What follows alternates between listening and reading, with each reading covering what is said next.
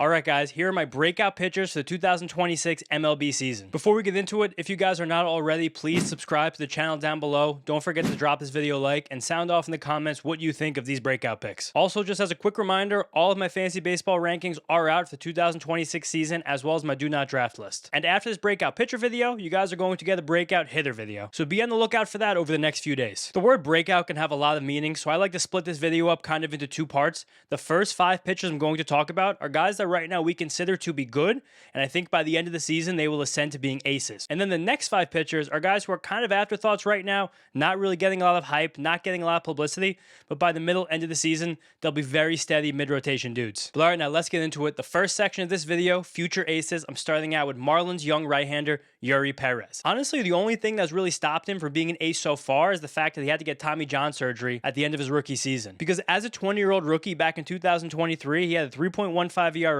and nearly 21% strikeout minus walk rate over 90 innings. If he did that over a full complete season, he genuinely would have gotten Cy Young votes. Then he had the Tommy John surgery, missed all of 2024, came back last season, took a little bit of a step back as can be expected. You guys can see the stats above. It was a good season, not a great season. That's okay. And the big thing that changed for Eury compared to his rookie year was his command was a lot shakier last season. A quick visual I have here to show how that command sometimes went in and out is Eury's heat map on his fastballs last year. I flashed you guys this in a starting pitcher ranking video. Here it is again.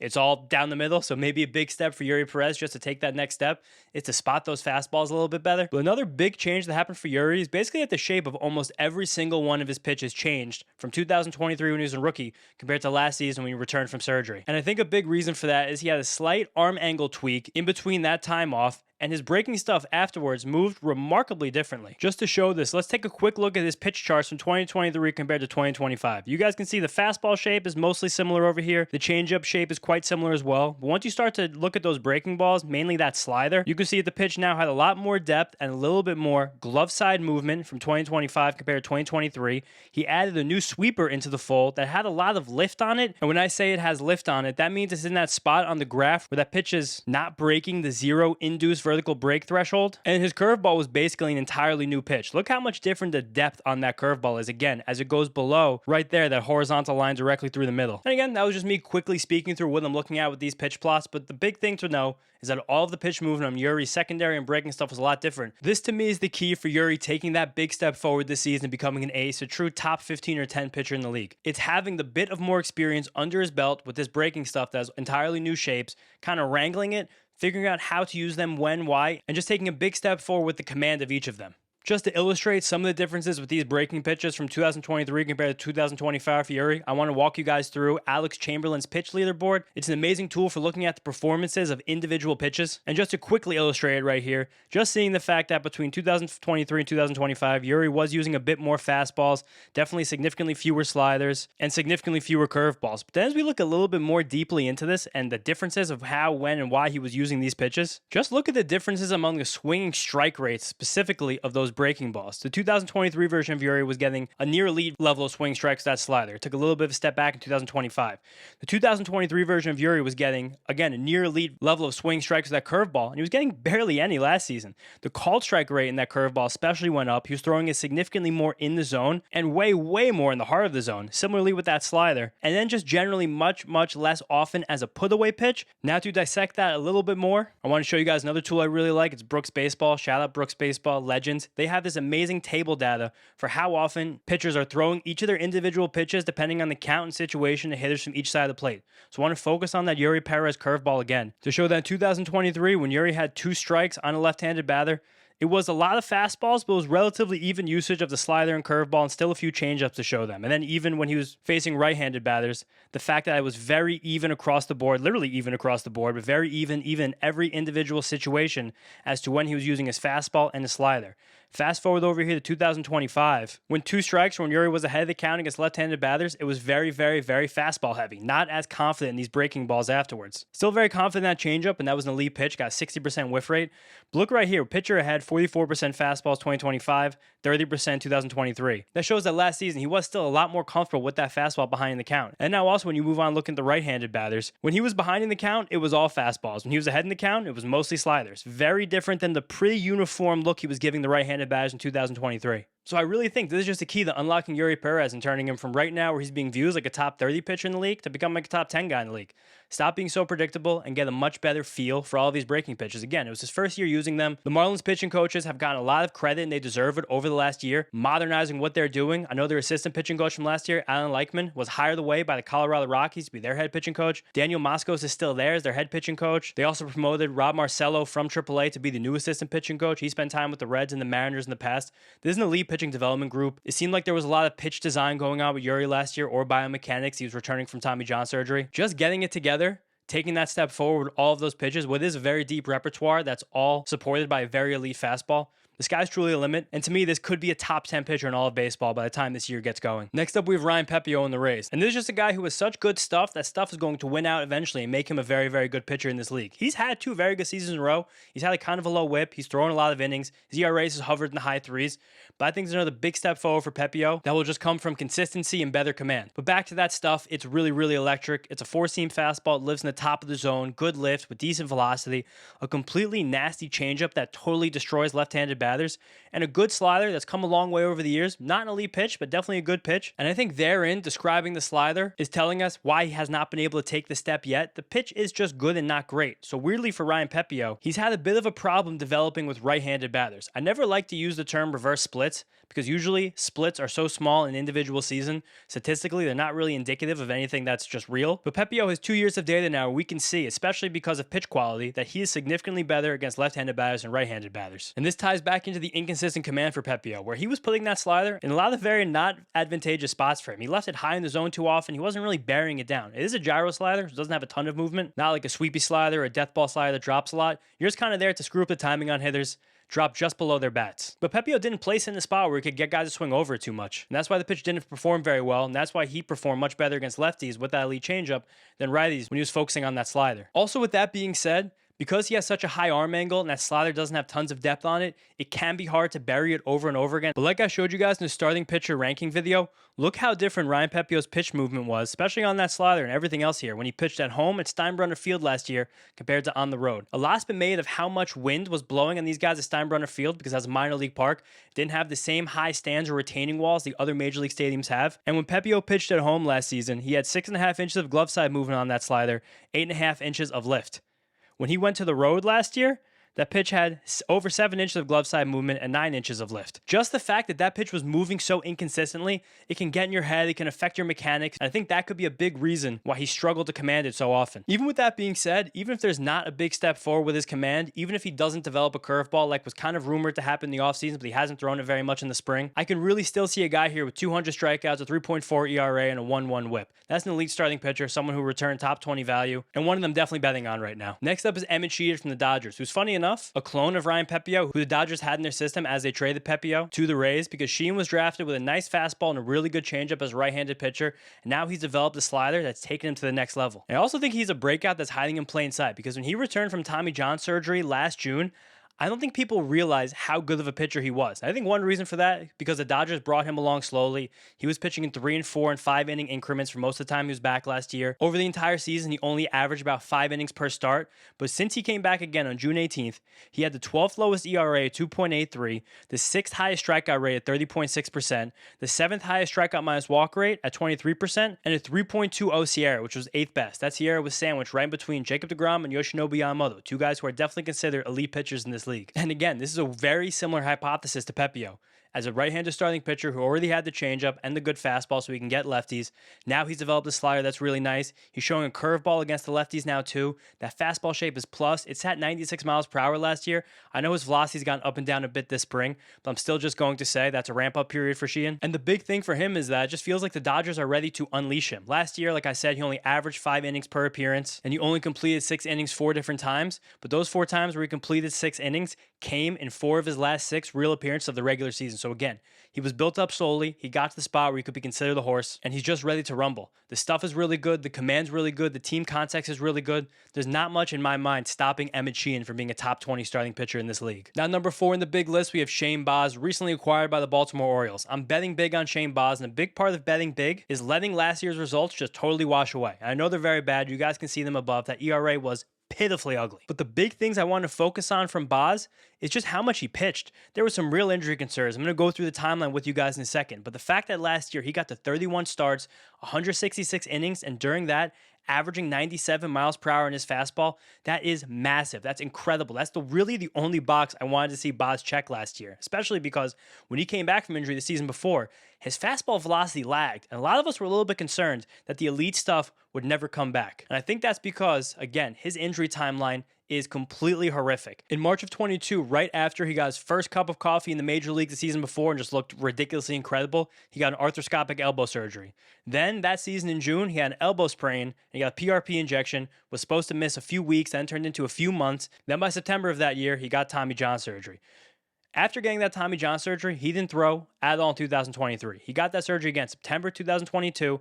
12 months went by. We heard very little about Shane Boz throwing off the mound, throwing bullpens, any of that stuff. Finally got back to throwing off a mound in March 2024, late March 2024. Spring training was ending and the season was getting going when people thought there was actually a chance he could be ready early that season. After another month, he finally moved to sim games, a 2-inning sim game, so you can actually get an up down in. The first rehab start he made after getting Tommy John surgery in September of 2022 was May 5th, 2024.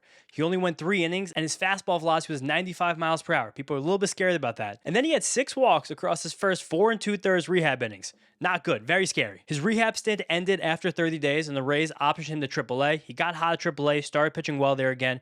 He finally got back with the big league club in June of 2024. So we went June 2022 to June 2024 in between Shane Boz major league starts. And as that happened, the results were good the rest of the 24 season. He had 3.06 ERA, but his command wasn't there, his velocity wasn't there, the strikeouts weren't there. None of it looked like the same electric prospect we saw before the big injury and multiple surgeries that happened with it. But totally ignoring the results last year, and again, you see them, very bad. The fact that he had the big workload, the velocity got back to where we wanted to see it, and the stuff looked crispy again, that tells me that Shane Boz could be an elite pitcher hiding in plain sight. Especially that this year he gets to move out of Steinbrenner Field into the friendly confines of Camden Yards. He was one of the most impacted pitchers by just the crazy situation going on at Steinbrenner Field. I talked about the wind before. It's also one of the most home run and hitter-friendly ballparks in all of Major League Baseball. Look at the stats at home versus on the road.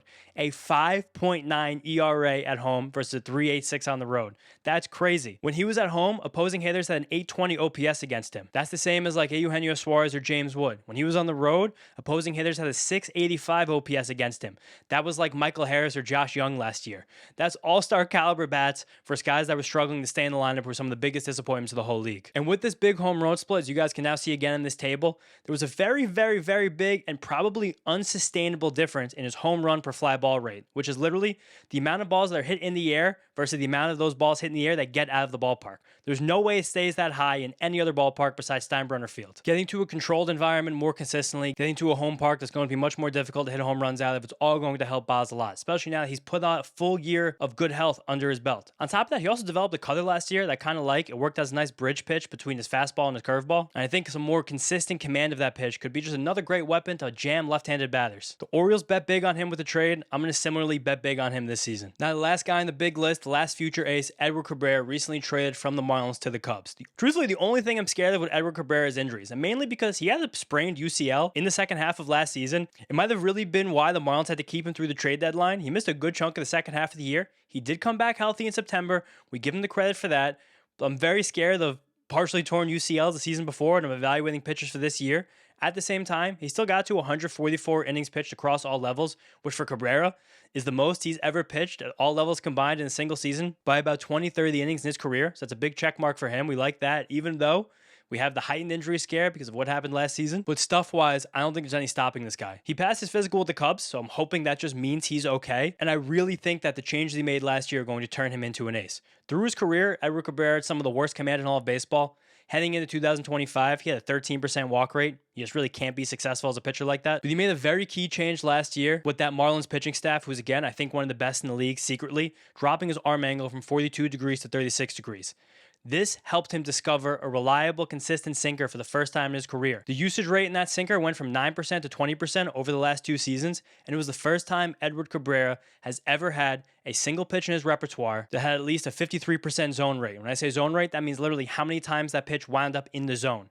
That's crazy to never even have a pitch that winds up there half the time. And that sinker for Edward Cabrera last year was in the zone over 60% of the time. Definitely the first time his career has ever done that. The pitch got hit hard, hitters were able to square it up, but just being able to get strike one for Edward Cabrera is a massive deal because his changeup and his breaking stuff are all so nasty. Just getting ahead in the count, letting him use those pitches and get hitters to chase them really changed everything for him. Also, that arm angle change really helped those breaking balls play up. Looking at these two pitch charts right here from Cabrera 2024 versus 2025, changing that arm angle really allowed him to get separation with that slider and that curveball. And you guys can see comparison from these two pitch plots. Quite literally just the differences between those blue and those yellow dots over these two seasons. They blended together a bit too often last year, and he struggled to create depth on that curveball. And now just to show you guys a quick example of differences of those curveballs. A little bit more of a traditional up and down mover in 2025 compared to 2024. With all of those changes, he was genuinely great last season. He had a sub-3 ERA after April, which is around when that sinker started to come on strong. And his 8% walk rate was league average, which for Edward Cabrera, that's crazy. That's a godsend. This could just be the next great power pitcher who needed the two-seam fastball sinker to unlock his repertoire, similar to a guy like Hunter Brown 2 years ago. Not making that comparison,